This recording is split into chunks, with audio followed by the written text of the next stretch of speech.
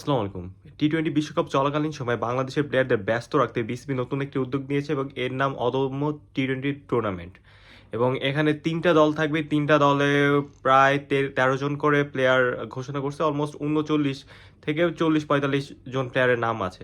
কিন্তু স্যাডলি এই ৪০-৪৫ জন প্লেয়ারের মধ্যে কিন্তু সাব্বির রহমানের নাম নেই। আপনার কি মনে হয় ৪০-৪৫ জন প্লেয়ারের মধ্যে কি সাব্বির রহমান থাকতে পারতো না? সাব্বির রহমান গড়ে ১৮টা ৬ মেরেছে, এইবার ১৭টা ৬ মেরেছে বিপিএল এর সব ম্যাচে। অর্থাৎ মানে একটা ম্যাচে একটা বা দুইটা ছয় মেরেছে, বাট মানে ম্যাক্সিমাম ম্যাচে সবগুলাতে তার গড়ে দুইটা ছয় আছে, একটা বা দুইটা ম্যাচ বাদে। তো এরকম একটা ব্যাটসম্যান আসলে কেন নেওয়া হয় না, আর কেন বারবার সাব্বির রহমানের মতো প্লেয়াররা সিন্ডিকেটের শিকার হইতেছে? এর উত্তর কি বিসিবি কর্মকর্তারা দিতে পারবে? মানে যখনই দেখি সাব্বিরের বেলায় কেন জানি বিসিবি কর্মকর্তাদের খুব একটা অনীহা, নাসিরের বেলায় খুব একটা অনীহা। নাসির একটা 90+ ইনিংস খেলো, নাসির হোসেনকে না রাখতে, কিন্তু সাব্বির রহমানের কিন্তু এখনো ওই লেভেলের ফিটনেস আছে এবং দলকে দেওয়ার কিছু আছে। এবং নট অনলি ব্যাটিং, সাব্বির রহমানের যদি আপনি ফিল্ডিং দেখেন, আপনি যদি খেলা দেখেন, তাহলে বুঝবেন যে সাব্বির রহমানের ফিল্ডিং কতটা স্ট্রং বা কতটা একটা স্ট্রং পয়েন্ট হয় একটা দলের জন্য। স্টাম্পিং বলেন, ক্যাচ বলেন, যেটা আমাদের ইজি ইজি ন্যাশনাল টিমের প্লেয়াররা ক্যাচ মিস করতেছে, সেই জায়গায় কিন্তু অনেক মানে 50% চান্স ক্যাচগুলো কিন্তু 100% করে দিতে পারতেছে, জাস্ট বিকজ অফ সাব্বির রহমানের ব্রিলিয়ান্ট ফিল্ডিং।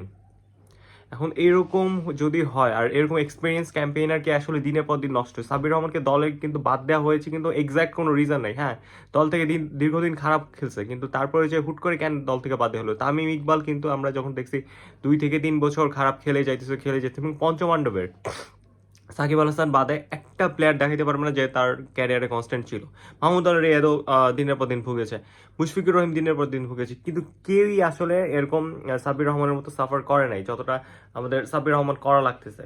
মানে এর দায়টা কে নিবে, বা এর দায়টা কি বারবার ইগনোর করার কি আছে? আর মেইন রিজন যে 3টা দলে যে সমস্ত প্লেয়ার, এটা দেখবেন একটা বিকেএসপি কোরাম, সেই কোচ সালাউদ্দিনের একটা কোরাম, তাদের যে সিন্ডিকেট, তাদের পরিচিত প্লেয়ার, এর থেকেও কিন্তু ভালো প্লেয়ার আছে বাংলাদেশে। এর থেকেও ভালো প্লেয়ার আপনি খুঁজলে পাবেন, বিবিএল এ পাবেন, আমাদের ঘরোয়াতে পাবেন, বা ন্যাশনাল টিম থেকে খেলে বের হয়েছে। এই ধরনের প্লেয়ারদের কিন্তু ঝালাই করার মতো কোনো নাই।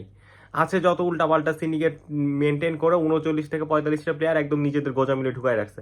কারণ ওই যে আমার প্লেয়ার যদি, যেই কোচ, তার প্লেয়ার যদি খেলতে পারে, জাতীয় দলে যদি সে আসে, তার একটা প্রাধান্য থাকবে। যে বাই এনি চান্স যদি ভালো করে ফেলে এই 3টার মধ্যে, যদি 3টা ম্যাচের মধ্যে যদি মিস 4টা ম্যাচ হবে, 4টা ম্যাচের মধ্যে যদি অ্যাটলিস্ট 2টা 50 করে, তাহলে তো তাকে জাতীয় দলে আনা যাবে। এবং তাকে জাতীয় দলে আনলে যেই কোচের আন্ডারে সে খেলেছে, তার একটা কোচের একটা পাওয়ার থাকবে। তো এরকম কোরামবাজি টেন্ডারবাজি করে আসলে পুরো দেশটাকে ধ্বংস করছে, এবং এটা আসলে চেঞ্জ হয় না। মানুষ কেউ কিছু বলে না। আপনি ভালো কথা, আপনি বিশ্বকাপের টাইমে প্লেয়ারদের বিজি রাখবেন, কিন্তু এই জায়গায়ও এই টাইপের বাটপারি মানে ফাটরামি কি আছে? আপনি এই জায়গায় কি আপনি লয়াল হইতে পারেন না? আপনি বিসিবির আমরা জানি যে নানান রকমের দুর্নীতি। আপনি যদি বিসিবির দুর্নীতি নিয়ে দেখেন, একবার ডাব কিনতে আপনার 5 লাখ টাকা লাগে। আপনার গাড়ি ভাড়া কিনতে মানে 30-40 লাখ টাকা গাড়ি ভাড়া, বিসিবির গাড়ি তারপর এরকম ভাড়া নিচ্ছে। এরকম নানা অনেক টেন্ডারবাজি আছে। একটা বিদেশে ট্যুরে যায় 30 জন টিম মেম্বার নিয়ে, এত তো কোনো দরকার নেই। ওয়ার্ল্ড কাপ খেলতে গেছে 45 জন আমাদের টিম মেম্বার ছিল। এতজন পিকনিক করার তো কোনো মানে নেই। কিন্তু যেখানে প্লেয়ারদের খরচ করা উচিত, টাকা ভাঙা উচিত, ওইখানে কিন্তু আমাদের বিসিবি পুরো একদম অবিচল, পুরো একদম নিষ্ক্রিয়। আপনার কি মনে হয় ব্যাপারে? বেস্ট ডু কমেন্টস, অ্যান্ড আমার চ্যানেল নতুন হয়ে থাকলে ডু সাবস্ক্রাইব। আল্লাহ হাফেজ।